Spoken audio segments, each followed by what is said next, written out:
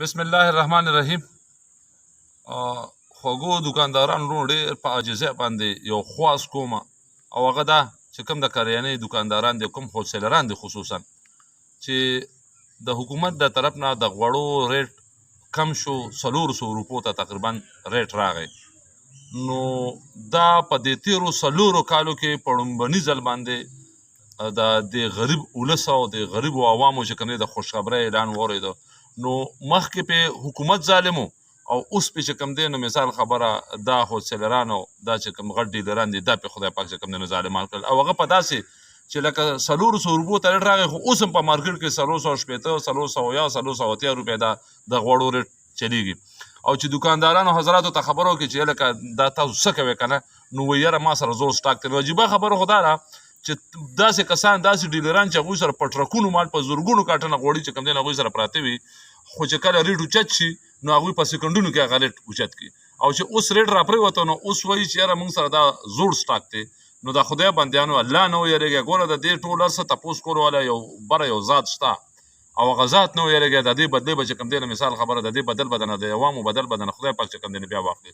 خو مهرباني وکړئ په دې غریب ولس باندې یو رحم وکړئ چې حکومت خدای پاک داسې راوسته چې هغه مثال خبره ریټونه راښکته کولو باندې شروع وکړله. نو خدای پاک په تاسو ظالمان کړلی. او دا زمونږ بله د ټولو غټه بدقسمتي او بدبختي دا ده چې په دې وخت کې په صوبه کې د کومې پارټۍ ګورنمنټ دی نو هغه د وفاق مخالف دي.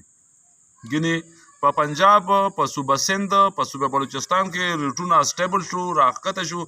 صرف واحد خیبر پښتونخوا ده چې دلته کې چې کوم دی نو مثال خبره د مخالف پارټۍ حکومت دی، نو هغوی د دې د امپلیمنټیشن دپاره هېڅ قسم څه دغه نه کوي، څه رول نه ادا کوي. ګینې دکاندار به سي او په زیات ریټ به سودا څنګه خرڅوي، ځکه چې دا څومره ادارې دي. خو زه مونږ چې کوم دی نو پکې بار بار ریکویسټ یې وکړلو، خو مجال شته که دا حکومت په دې کې سنسیر وي او دا حکومت د عوامو له چې کوم دی نو څه ریلیف ورکوي. زه خواست کوم د خپل دکاندارانو وروڼو ته ډېر په عاجزۍ باندې منت ورته کوم چې د دې غریب ولس سره خیر دی، یو نیکي وکړئ. ستاسو سره به څومره سټاک چې تاسو چې کوم دی نو په لکونو په کروړونو روپۍ چې کوم دی نو په ریټ اوچتېدو کې وګټلې، نو که اوس دې وخت کې په دې شته سټاک کې تاسو له 100 روپۍ خیر دی بیم لی، نو مثال خبره هغه کروړونو روپۍ چې تاسو ګټلي هغه چېرته لاړه دی.